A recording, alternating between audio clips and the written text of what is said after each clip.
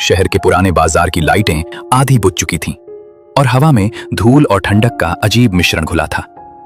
इसी बाजार के कोने पर बना था पुराना रिक्शा स्टैंड, जहां रात को सिर्फ कुछ ही रिक्शा वाले नजर आते थे। आरव एक निजी बैंक में काम करने वाला युवक। उसे अचानक ही एक जरूरी कागजात के लिए देवगढ़ गांव जाना था, जो शहर से करीब 30 किलोमीटर दूर था।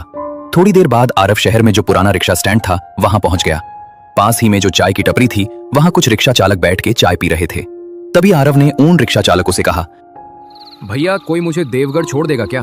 मुझे जल्दी से जल्दी देवगढ़ गांव पहुंचना है, तो क्या आप लोगों में से कोई मुझे रिक्शा से देवगढ़ गांव छोड़ देगा? तभी एक रिक्शा चालक आरव से कहता है, क्या बोल रहे हो बेटा? देवगढ़? तुम क्या पागल हो गए हो क्या? रात के लगभग 11 बज चुके हैं और इतनी रात को तुमको देवगढ़ जाना है? माफ करना बेटा, लेकिन हम लोगों में से कोई भी तुमको इस समय देवगढ़ नहीं छोड़ सकता। हाँ बेटा, इस समय तुम देवगढ़ जाने का तो भूल ही जाओ। अब तुम यहाँ से घर लौट जाओ और कल सवेरे देवगढ़ चले जाना। लेकिन भैया मुझे तो किसी भी हालत में देवगढ़ अभी जाना है। तो बेटा, यहाँ तुमको किसी का भी रिक्शा इस समय देवगढ़ जाने को नहीं मिलेगा। अगर तुमको देवगढ़ जाना ही है तो तुमको चलकर ही जाना होगा। हम लोगों में से तुमको देवगढ़ तो कोई छोड़ने वाला नहीं है। तभी अचानक पीछे से एक रिक्शा चालक अपना रिक्शा लेके आने लगता है। जैसे ही रिक्शा उस चाय की टपरी के पास रुक जाती है, तभी आरव उस रिक्शा चालक से कहता है, भैया मुझे देवगढ़ जाना है, क्या आप मुझे आपके रिक्शा से देवगढ़ गांव तक छोड़ दोगे? मुझे अर्जेंट देवगढ़ जाना है। बेटा, इस वक्त देवगढ़ ये तो नहीं हो सकता। रात में देवगढ़ पहुंचना ठीक नहीं बेटा। क्या हुआ भैया, देवगढ़ गांव क्यों नहीं जा सकते? क्या देवगढ़ गांव का रास्ता खराब है क्या? बेटा, रास्ता खराब नहीं है, तुम्हारा वक्त खराब है।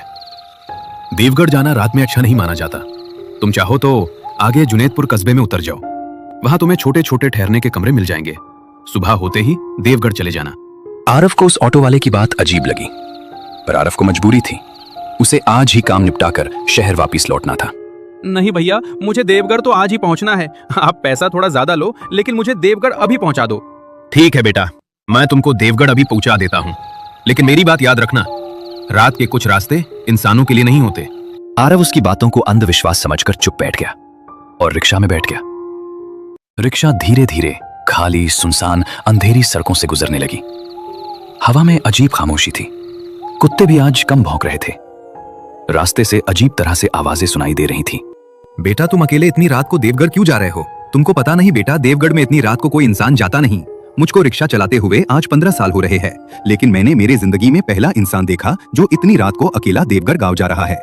भैया मुझे ये समझ नहीं आ रहा है कि देवगढ़ जाने के लिए कोई भी रिक्शा वाला तैयार क्यों नहीं होता।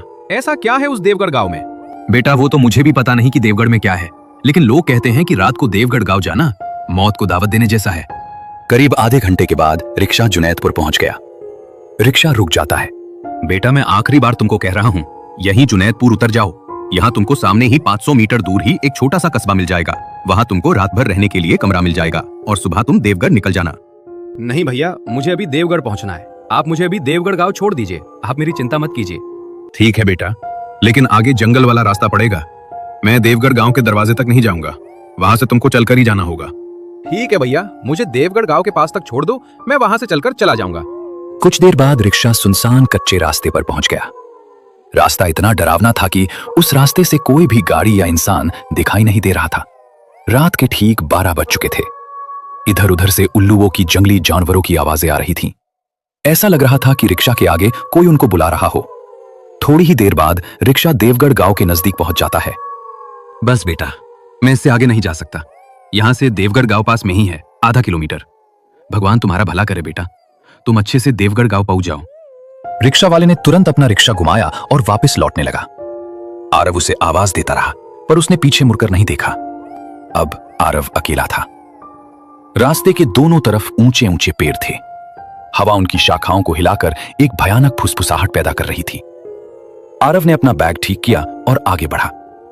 कुछ कदम चलने पर उसे एक टूटी चाय की दुकान दिखी। दुकान बिल्कुल सुनसान थी। उस दुकान के पास कोई नहीं था, सिर्फ एक लालटेन के और एक लकड़ी का बेंच था।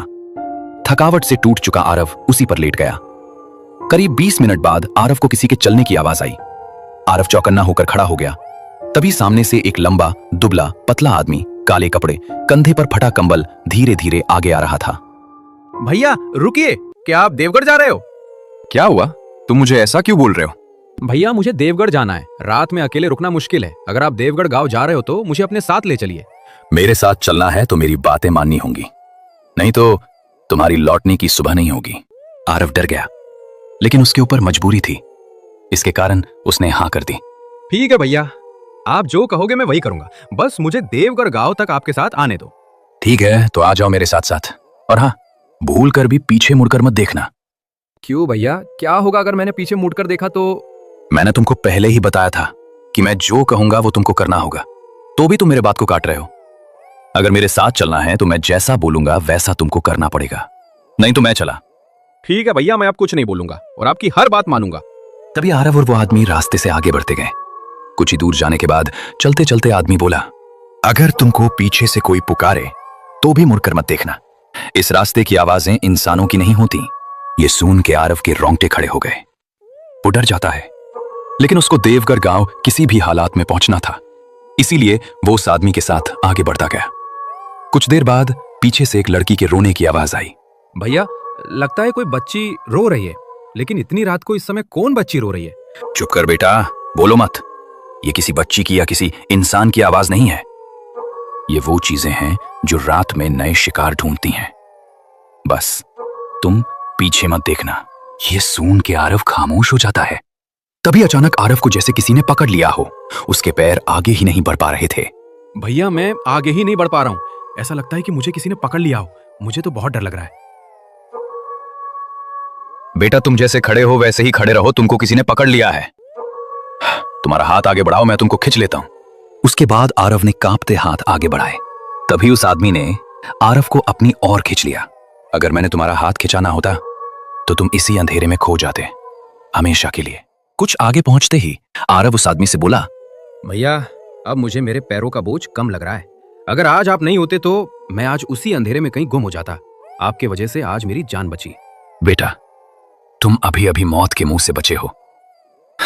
अब तुम सुरक्षित हो। अब हम गांव में आ गए हैं। अब तुमको डरने की कोई जरूरत नहीं है। कुछ ही मिनट बाद दोनों गांव की पहली बस्ती तक पहुंच गए। थोड़ी देर बाद वो आदमी आरव को अपने मिट्टी के बने घर में ले आया। सुनो जी, आज फिर रात में आप उस भयानक डरावने रास्ते पे निकल गए थे। मैंने आपको कितनी बार कहा है कि रात को उस रास्ते से मत आया करो, लेकिन आप मेरी बात सुनते कहाँ हो? अरे वो विमला, डरता नहीं मैं किसी से। और इस शहर वाले लड़के को आज मैंने भूत के चंगुल से बचा कर लाया हूं। और तुम कह रही हो कि इतनी रात को बाहर क्यों जाते हो? क्या इस गांव वाले रात को बाहर नहीं जाते? नहीं बेटा, इस गांव के लोग रात को कभी बाहर नहीं निकलते। देवगढ़ गांव के बाहर रात में आत्माओं का पहरा होता है। रात इस गांव से बाहर जो गया वापस कभी नहीं लौट आया। तो आप आज इतनी रात को कहां से आ रहे थे? और अभी आपने कहा कि इस गांव के लोग रात को बाहर कभी नहीं निकलते, तो आप कैसे रात को बाहर निकले थे? अपने बेटे को ढूंढने। वो भी तुम्हारी तरह रात को उसी राह पर गया था, पर कभी लौट कर नहीं आया। बेटा, ये बातें हम कल करते हैं। अब रात बहुत हो चुकी है, अब तुम सो जाओ। रात बहुत बीत चुकी थी। आसमान धीरे धीरे हल्का होने लगा था। थोड़ी देर बाद सवेरा हो जाता है। घर के बाहर अलाव जलाकर दोनों पति पत्नी आग के सामने बैठ के अपना शरीर गर्म कर रहे थे। सुनो जी, सुबह हो गई है। आपके उस शहर वाले की भी नींद पूरी हो गई होगी। अब उसके मन से रात का डर निकल गया होगा। घर के अंदर से आरव चुपचाप खिड़की के पास बैठा था। वो रात की घटनाओं से अब भी कांप रहा था। तभी आरव बाहर अलाव के पास आ जाता है। रात को आपने जो कहा था कि आपके बेटे के साथ, क्या सच में वही हुआ जो मेरे साथ हुआ था? हाँ बेटा, इस बात को पूरा 1 साल हो गया। हर रात मैं उसे उसी रास्ते से ढूंढने निकलता हूं। कभी कभी ऐसा लगता है कि वो मेरे पास में ही खड़ा है, लेकिन छूने जाऊं तो हवा में बदल जाता है। और कई बार तो ऐसा लगता है कि कोई घर में चल रहा है, पर जब देखते हैं तो कोई नहीं होता। मैं आज दोपहर में कागजात लेकर वापस चला जाऊंगा। नहीं बेटा, आज दोपहर नहीं। सूरज पूरी तरह सिर पर आए तब निकलना। यहां सुबह के वक्त भी साया भटकता रहता है। साया? कौन सा साया? मैं कुछ समझा नहीं। आखिर ये साया किसका है और इस गांव के लोग इसे इतना डरते क्यों है? वही जो मेरे बेटे को ले गया। और मेरा बेटा कभी वापस नहीं आया। उस साये ने मेरे बेटे को निगल लिया बेटा। थोड़ी देर बाद उस आदमी ने आरव को गांव के बाहर जो तालाब है वहां तक छोड़ने आ जाता है। तालाब का पानी ठहरा हुआ था, जैसे सालों से कोई लहर न उठी हो। वहां एक बुजुर्ग औरत मिट्टी के घड़े में पानी भर रही थी। अरे वो दामोदर, आज फिर रात में अपने बच्चे को ढूंढने गए थे क्या? हाँ, लेकिन बूढ़ी अम्मा इस बार मैं घर अकेला नहीं आया था।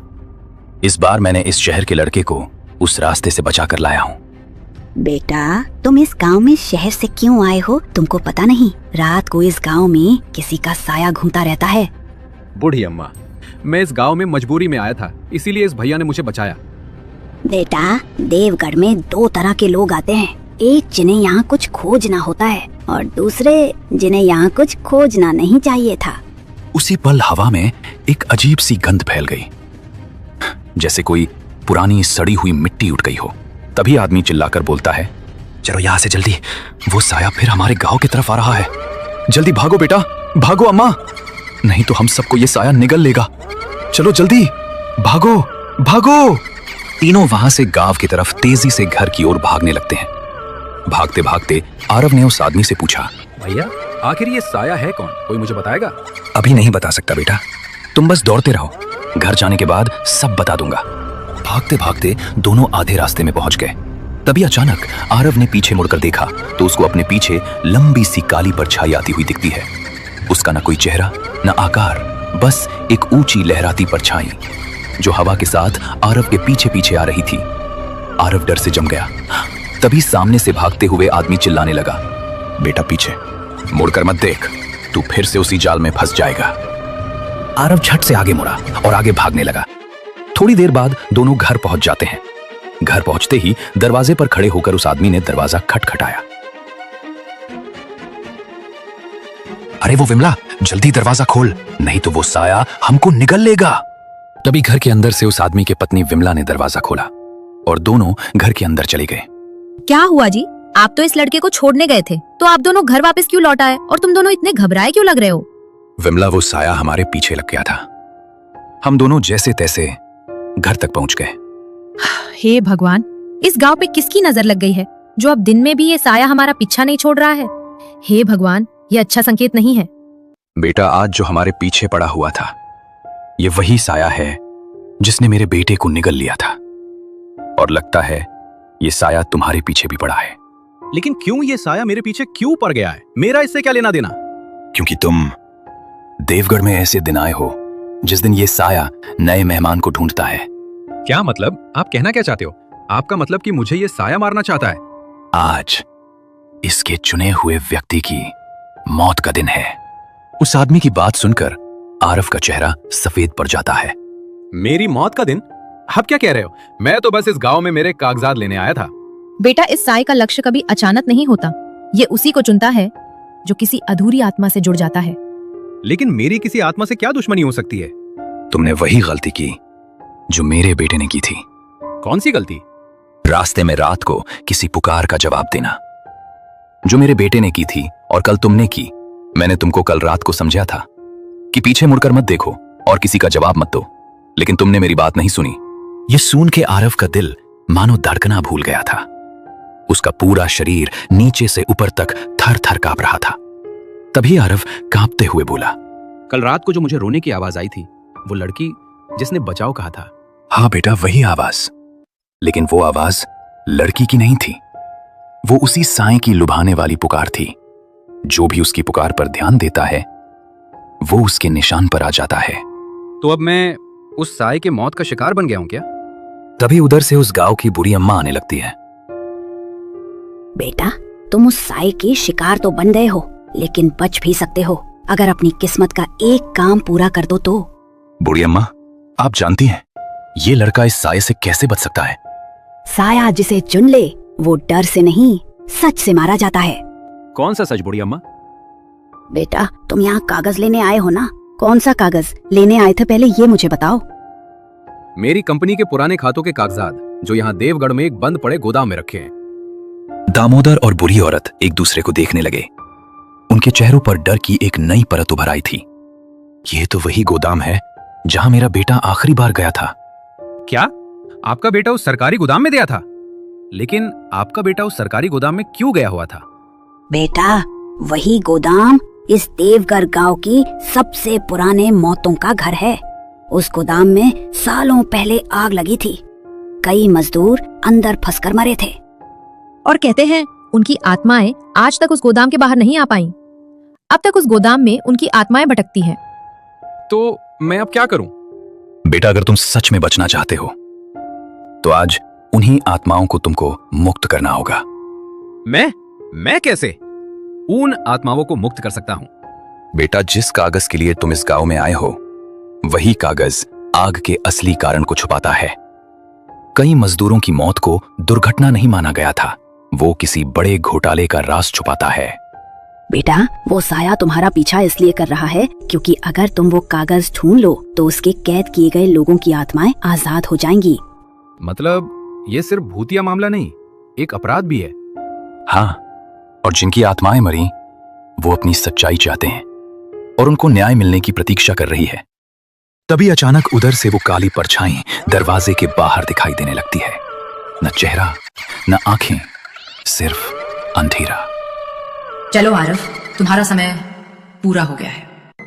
ये साया तो दिन में भी आने लगा है। ये तो कभी दिन में नहीं आता था और आज तो ये घर के दरवाजे के पास तक आ गया है। इसका मतलब है इस शहर के लड़के को ये साया अपने साथ ले जाना चाहता है। तभी अचानक साया आगे बढ़ने लगा। उसकी परछाई कमरे में फैलने लगी। आरव दीवार से टिक गया। उसकी सांसें रुकने लगी। तभी उस आदमी ने एक पुरानी राख की थैली उठा ली। बेटा, पीछे हट, ये मेरी आखिर की कोशिश है। उस आदमी ने उस राख को हवा में उछालकर ऊपर और फेंका। राख चमकती हुई परछाई पर गिरती है और परछाई जोर से चीखती है। साया पीछे हट जाता है। तभी आदमी सबको भागने के लिए कहता है, भागो जल्दी, नहीं तो साया फिर से जाग जाएगा। बेटा, गोदाम में जो सच है वही तुम्हें बचाएगा। जल्दी मेरे साथ बाहर निकलो। ये साया कुछ देर तक ही रुकेगा। डर से कांपता हुआ उस आदमी के पीछे पीछे दौड़ पड़ा। थोड़ी देर बाद रात हो जाती है। बाहर रात का अंधेरा अब और भी भारी लग रहा था। पेड़ों की शाखाएं ऐसे हिल रही थीं जैसे कोई बड़ी ताकत उन्हें खींच रही हो। बेटा, भागते रहो, गोदाम यहीं से आधा किलोमीटर दूर है। ध्यान रखना, रास्ते में अगर कोई पुकारे मुड़ना मत और गोदाम में जाकर जल्दी अपना काम खत्म करना। मैं कोशिश करूंगा, लेकिन वो साया मुझे छोड़ तो देगा ना? नहीं, वो तब तक तुम्हारा पीछा करेगा जब तक तुम सच्चाई उसे नहीं सौंप देते। बेटा, वो रहा देवगढ़ गांव का पुराना गोदाम। गोदाम आधा जला हुआ था। कांच टूटा, दीवारें काली, दरवाजा आधा टेढ़ा। दोनों गोदाम के दरवाजे के अंदर चले जाते हैं। अंदर की हवा बिल्कुल ठंडी थी, मानो पूरा गोदाम मृत आत्माओं की सांसों से भरा हो। भट्टी की गंध, जली लाशों का एहसास और दीवारों पर गहरे काले हाथों के निशान। आरव की टांगें कांपने लगीं। ये कैसी जगह है? बेटा, यहीं वो सभी मजदूर चलकर मरे थे और यहीं बंद है वो राज जिसके लिए तुम आए हो। दूर एक लोहे की अलमारी थी, धूल से भरी, पर ताला टूटा हुआ। दोनों अलमारी के पास पहुंचते ही आरव ने अलमारी खोली। अंदर फाइलें, पुराने रिकॉर्ड और एक मोटा रजिस्टर था। उस आदमी ने झट से रजिस्टर उठाया और आरव को दिया। बेटा, यही है मौत का सच। आरव ने उस रजिस्टर को खोला। उसमें साफ साफ लिखा था, मजदूरों की मौत कोई हादसा नहीं थी। गोदाम मालिक ने बीमा राशि पाने के लिए जानबूझकर आग लगवाई थी। उसी समय गोदाम का पूरा दरवाजा धड़ाम से बंद हो गया और अंधेरे में वो साया प्रकट हो गया। सच देने के लिए नहीं, खत्म करने के लिए खोजा जाता है। तभी काला धुंधला भूत आरव की ओर बढ़ा। आरव पीछे हट रहा था, लेकिन साया हर तरफ फैल चुका था। दामोदर ने एक और राख की मुट्ठी उठाई, लेकिन इस बार उस साए पर उस राख का कोई भी असर नहीं हुआ। उस साए ने उस आदमी को पकड़कर उसे हवा में उछाल दिया। आदमी दीवार से टकराकर गिरा। साया धीरे धीरे आरव के सामने आया और बोला, अब तुम भी उन आत्माओं की तरह यहीं रहोगे। अचानक गोदाम से डरावने डरावने आवाजें आनी शुरू हो जाती है, जैसे सभी आत्मा एक साथ वहां चिल्लाने लगी। आरव समझ नहीं पाया कि ये क्या हो रहा है। तभी दीवारों से दर्जनों मजदूरों की आत्माएं बाहर निकली। आग से झुलसे शरीर, काली आंखें, हाथ फैले हुए। वो आदमी फर्श पर पड़ा, चिल्लाया, बेटा तुम डरो मत, ये सभी आत्मा तुम्हें मारने नहीं आई हैं, ये तो इस साए को खत्म करने आए हैं। वो इन्हें वर्षों से बांधे रखता था। इन सभी आत्माओं को देख के साया पीछे हटने लगता है, पर मजदूर आत्माएं उस साए को घेरने लगीं। ये सब देख के साया चीख पड़ा, रुक जाओ, मैंने तुम्हें बांधा था, तुम सब मेरा आदेश मानोगे? नहीं तो मैं तुम सबको निगल जाऊंगी। लेकिन इस बार मजदूर की आत्मा उस साए की बात नहीं सुन रहे थे। उन्होंने उस साए को पकड़कर घसीटना शुरू कर दिया। गोदाम में ऐसी भयानक आवाजें गूंजने लगीं कि आरव अपने कान बंद कर लेता है। भागो आरव, सच लेकर यहां से निकल जाओ। लेकिन भैया मैं तुमको छोड़कर कैसे चला जाऊं? तुम भी मेरे साथ चलो। आरिफ, तुम्हारे पास ज्यादा समय नहीं है और तुम मेरी चिंता मत करो। तुम यहां से जल्दी भाग जाओ और सभी गांव वालों को इस साए से बचाओ। तभी सभी गोदाम को आग लग जाती है, लेकिन दोनों गोदाम के बाहर निकल जाते हैं। लेकिन वो आदमी पूरा घायल हो जाता है, उसका शरीर खून से लथपथ हो जाता है। बेटा, तुम यहां से अब चले जाओ, अब मेरी सांसें पूरी हो गई हैं। तू बस सच बाहर ले जा, यही मेरी मुक्ति है। दूर मजदूरों की आत्माएं उस साया को घसीट रही थीं। साया तड़प रहा था, चीख रहा था, लेकिन मजदूरों की आत्माएं उस साए की एक न सुनती। उन्होंने साया को गोदाम के बीचों बीच खींचा और अचानक पूरे गोदाम में आग की भयंकर लपट उठी। साया की अंतिम चीख पूरे गांव में गूंज उठी। आंखों के सामने वो काला साया टूटने लगा, धुएं की तरह बिखरने लगा और एक झटके में पूरी तरह खत्म हो गया, जैसे उसने कभी जन्म ही नहीं लिया हो, जैसे उस साए के साथ इस देवगढ़ गांव का वर्षों का श्राप खत्म हो गया हो। थोड़ी देर बाद उस आदमी की सांसें रुक जाती हैं। आरव फूट फूट कर रोया, लेकिन वो जानता था उसे उस आदमी की आखिरी इच्छा पूरी करनी है। वो फाइल और रजिस्टर लेकर उस गांव में लौट आया। पहली बार देवगढ़ गांव में अंधेरे की जगह सुबह हुई थी। आरव दीवार के किनारे बैठा था। हवा हल्की थी और अचानक उसके सामने उस आदमी की आत्मा आ जाती। धन्यवाद बेटा, जो तुमने इस गांव को उस साए से मुक्त कर दिया, और ये सब करके तूने मुझे मुक्त कर दिया। उतना बोल के उस आदमी की आत्मा वहां से गायब हो जाती है। आरव को समझ आ गया था कि उस आदमी की आत्मा मुक्त हो चुकी है। इसीलिए कहते हैं, जब तक किसी आत्मा को मुक्ति नहीं मिल जाती, तब तक वो आत्मा ऐसे ही हमारे बीच घूमती रहती है।